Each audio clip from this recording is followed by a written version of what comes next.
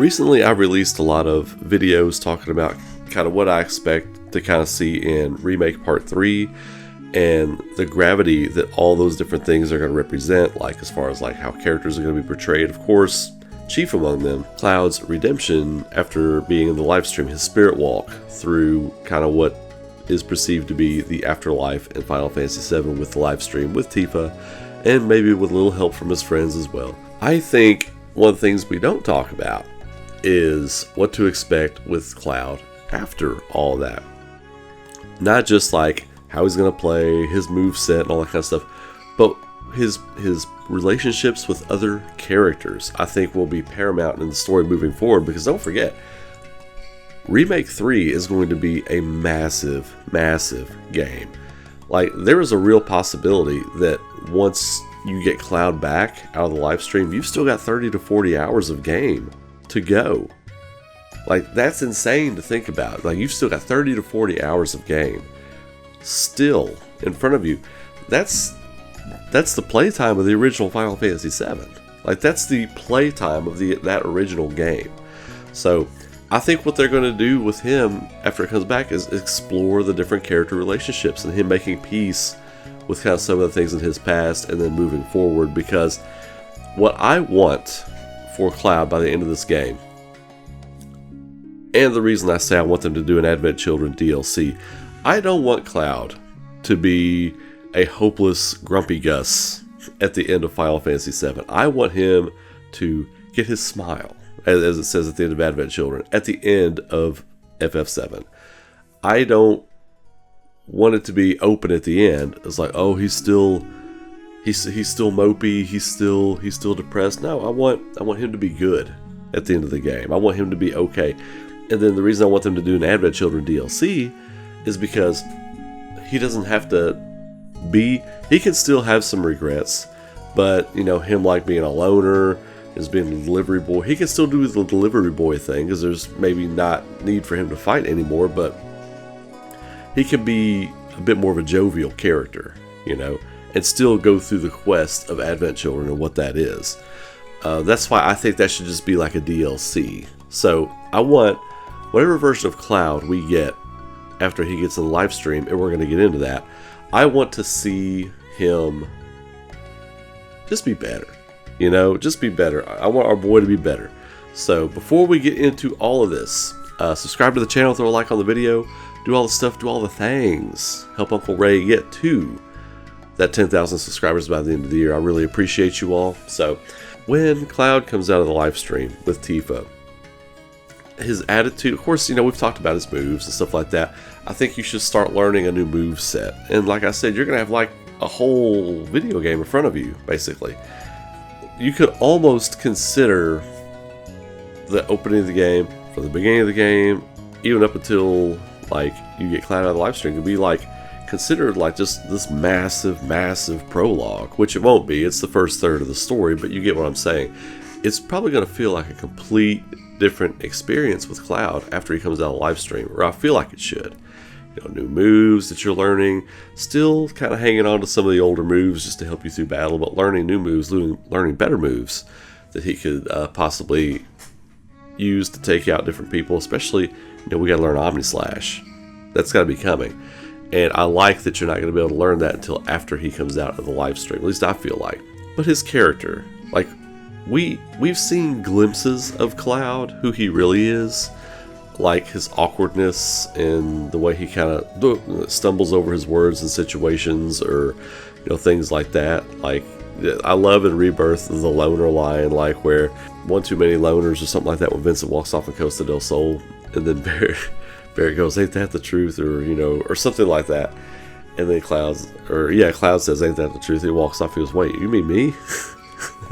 I love that, and I think we'll get more of that, but with like less of a salty attitude, right?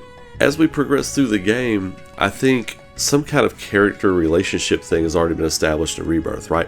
But I think that would be really, really, really potent if they did that with him after he comes out of live stream. Like building your character affinity with other characters in your party, like building that trust and learning who Cloud really is. And different characters can bring different things like that out of Cloud. Like Yuffie is a totally different character. Tifa, of course. Vincent, Sid, Kate Sith, Red 13, Barrett. Everybody is a different type of character, can bring different things out of Cloud. And I think that will be really important in making him whole. Now, as you go through the story, I think his concept of like Sephiroth will be different. Like his outlook on dealing with Sephiroth. Like, because right now he's kind of scared of him, and he shows that fear through his rage. Like whenever Sephiroth shows up, it's scary for him because he's like, what's going on?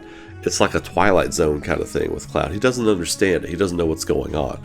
But I think once he gets himself back together, he will kind of understand what's going on. And Sephiroth won't have that hold over him anymore. And he'll be able to fight him on more of a solid ground. Have more footing. Not trying to fight him on sand, but fighting him on ground, you know. And that's what Sephiroth doesn't want. Like, he doesn't want the kid that came out of nowhere and essentially killed him to be even stronger now and have a good head on his shoulders and not be able to be controlled. I think that's going to be one of the things that you have to find out about Cloud as you're going through the new game is, you know, who is he really? I want to see him joking around. I want to see him becoming the hero of the story. There were moments in OG after he comes out of the live stream where he's kind of not yucking it up with people, but he's like joking around. He's being lighthearted with them, especially like in some dialogue pieces with Barrett and other people like that. The whole scene when you go back to Midgar and you land in Midgar, you parachute in, however it's going to happen this time. I think they'll probably parachute in again, that kind of thing. Having him fully fleshed out by that point, and then being back in Midgar, it's almost like, not to use the name of the second game, but it's almost like a rebirth in ways for Cloud, because, you know, when you leave Midgar, you're on the run, and you're just trying to like save yourself. You're trying to get out of there. It's self-preservation. You know, you're on the run. Cloud is not. He's not him at all, really. Like there are like little bits of his personality in there, but he's not really himself at all. When you come back to Midgar, it's almost like the phoenix rising from the ashes. Like he will be completely in his own mind, and you're coming back to basically save everyone, in full control of yourself and having a plan and knowing what you got to do. So I think that will be fascinating. Now, there are things that the story, I don't know that they'll tackle, but I would love to see them bring closure to.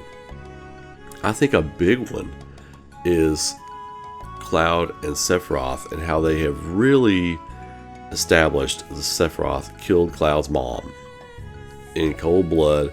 He even brags about it to Cloud, like how it felt, like, you know, and just to get under Cloud's skin.